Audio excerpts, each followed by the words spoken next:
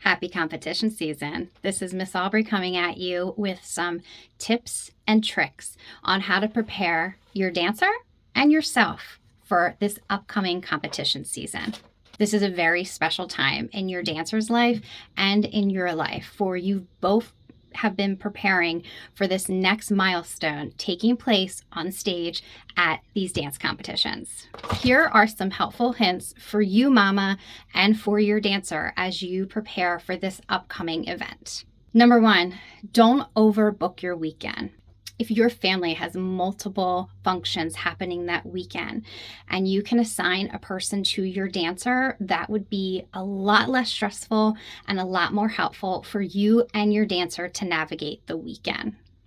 I myself have a conflict on one of the competition weekends. Instead of me completely stressing over how I can make both, I'm making sure that there will be a teacher representing me at one of the competitions. You could do the same. You could have a grandparent, a babysitter, or maybe another dance mom help represent you as your dancer's caretaker for that weekend. And you can do it while leaving the mama guilt out. There will be more dance competitions and more opportunities to watch your dancer perform. There are some things that are replaceable and some things that are not replaceable. Mama, I would encourage you to pack your dancer's dance bag with them. They are never too young to learn how to pack their dance bag, make a checklist, and triple check it. Your dancer's costume is not replaceable. Make sure it's packed and labeled with your dancer's initials or name on one of the inside tags. Tights and extra tights are necessary. Why? Because if you get a rip in the tights, dance tights cannot be replaced at a Walmart or a Target. Dance tights are sold from Amazon or a dance store. So the more you have, the less stressed out you'll be if a pair of tights get a little kink or a rip in them.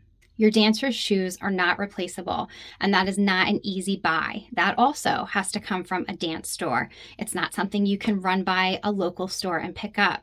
If you fear that there may be a missing shoe or your dancer has misplaced shoes in the past, buy an extra pair of shoes and keep them in your dancer's dance bag for the whole season. Whether they use them or not, is it worth the stress or not? Hair accessories that did not come with the costume, those things are replaceable, and you can pop in a quick CVS, Target, or Walmart near our local venue if needed. Band-aids, safety pins, clear nail polish, hairspray, bobby pins that match your dancer's hair color, hair ties that match your dancer's hair color. An abundance of all those things is a good thing. Make sure legs are shaved and nail polish is removed.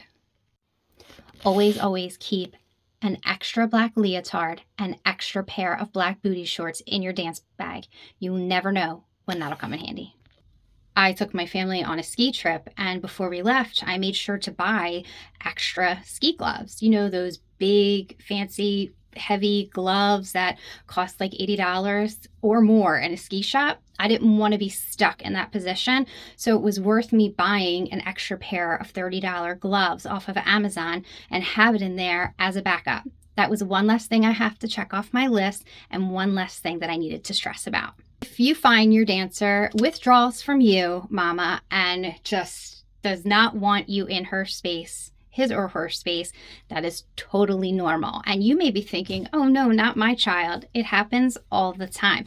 And that just means that dancer is looking for a little bit of independence. Let them have it. Even if they go to another mama or another parent or another dancer for help, let it be. They are growing. They are maturing. They are about to go out on stage and tell their story through the art of dance.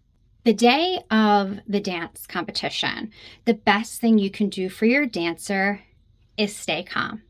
The more amped up we are as mamas, our children feel that. And being on all sides of this industry, from being a student myself in competition and a dancer, being a mother of children that danced, and being a dance studio owner and teacher, I have been on all sides. And the more calm a mama's mojo is, the more calm that dancer is too. It's really important, mama, dance parents, that you prepare for you. A dance competition, although you feel like you're not doing anything, just sitting there really depletes you and is absolutely exhausting. So making sure that you get the proper rest, you bring your water and hydrate, and you do your exercise, bring your book, whatever things that help you harvest your joy is super important and valuable to your child and long-term for yourself in that weekend. Filling your mama bucket is super, super important. So making sure that you have the essentials that you need for that day, whether it's waking up extra early and getting that workout in to clear anything up here that's bouncing around and energetically move and feel good. If you show up for you for the day, your dancer will be better off.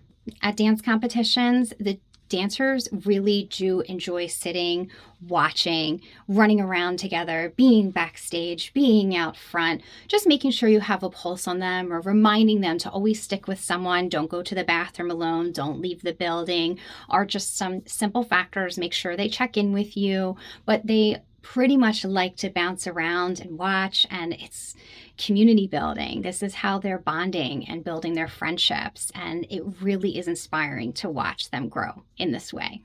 I hope this video has been helpful to you, mama. I hope you have an amazing weekend and you get to sit back, relax, and really savor all of these moments of growth that is happening in your child.